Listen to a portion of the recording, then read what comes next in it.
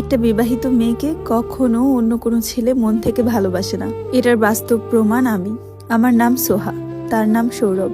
আমি ম্যারিড আর সেও ম্যারিড। সে হিন্দু ছেলে আর আমি মুসলিম। আমাদের ফার্স্ট পরিচয় হয়েছিল হসপিটালে। আমার আম্মুকে মেয়ে ডক্টরের কাছে নিয়ে গিয়েছিলাম। তখন ফার্স্টে তার সাথে দেখা হয়। সে ডক্টর। সে আমার দিকে বারবার তাকাচ্ছিল, আমার সাথে কথা বলতে চাচ্ছিল, বাট আমি বলিনি। আম্মু সেই ডক্টরের নাম্বারটা নিয়ে এসেছিল যেন পরের বার আসলে কল দিয়ে আসতে পারি। আম্মুকে নিয়ে বাসায় চলে আসি। তারপর আমি আমার শ্বশুরবাড়িতে চলে যাই। 15 দিন পরে আবার আম্মু ডক্টরের কাছে যাবে। তখন আমাকে মা বলল যে ওনাকে কল দিয়ে বলো যে কালকে আসবে নাকি। তারপর আমি তাকে কল দিই। তখন থেকেই তার সাথে টুকটাক কথা শুরু হয়। সে নাকি 2-3 দিন ওয়েট করছে আমার জন্য। সে ভেবেছে আমি হয়তো তাকে কল দিব। সারা রাত কথা হয় ওই দিন। পরের দিন হসপিটালে যাই। আমাদের অনেক হেল্পও করে। তার সাথে অনেক ভালো একটা টাইম যায়। তারপর এসে পড়ি। এমন করে কয়েকটা দিন যায়। হঠাৎ সে আমাকে বলে যে তোমাদের মতো লাইফ আমাদের না, ছেলেদের অনেক কষ্ট করতে হয়। তারপর আমি তাকে বলি যে বউ পাওয়ার জন্য কষ্ট করেন। তখন সে বলে বউ তো আছেই। আমি বলি কই, দেখলাম না তো। সে বলল দেখাবো না। ফার্স্টে আমি ভেবেছি যে মিথ্যা কথা বলে, পরে দেখলাম সত্যিই বলতেছে। আমিও কিন্তু ম্যারিড। কিন্তু তারপরও কেন জানি কথাটা শুনে কষ্ট লাগলো। আমি পাগলামি শুরু করলাম। সে আমাকে বোঝাতো, দেখো আমাদের মধ্যে এটা পসিবল না। তুমি মুসলিম, আমি হিন্দু। আমিও বুঝতাম, কিন্তু তারপরও অনেক খারাপ লাগতো।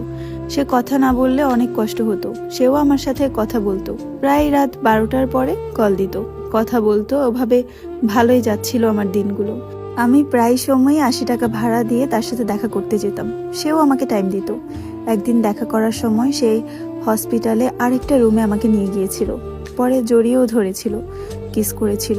আমারও তাকে ভালো লাগছিল, তাই আমিও আর তাকে কিছু বলি নাই। এভাবেই 2টা মাস কেটে যায়।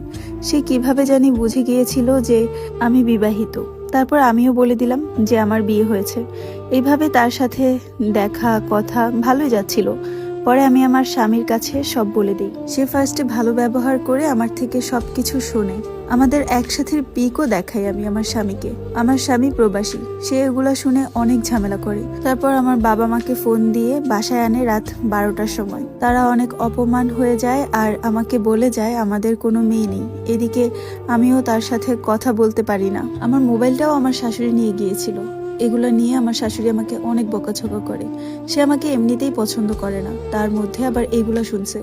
অনেক বাজে ব্যবহার করে আমার সাথে। আমার বাবা মা আমার সাথে এখনো কথা বলে না, আর সৌরভের সাথেও কথা হয় না। অনেক খারাপ লাগে আমার। আমি কাউকে বোঝাতে পারি না। আমার স্বামী, শ্বশুর বাড়ির লোকজন সবাই আমাকে অনেক কষ্ট দিত।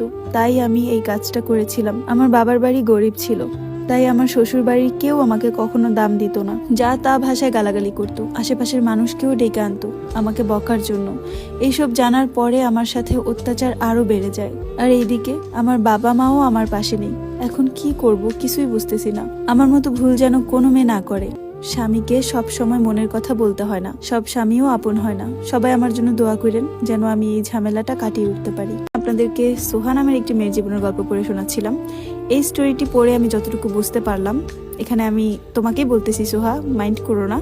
ছেলেটার থেকে তোমার দোষটা বেশি, তোমার ফল্ট বেশি। তোমার স্বামী ভালো না, তুমি তোমার বাবা মাকে বলে ডিভোর্স নিতে পারতা, কিন্তু তুমি যে কাজটা করছো সেটা মোটেও ঠিক না। আমি এখানে ওই ডক্টর ছেলেটার দোষ দিব না। হ্যাঁ, ছেলেটা তার দিক থেকে দোষী, কারণ সে তার বউ রেখে এসে তোমার সাথে সম্পর্ক করছে।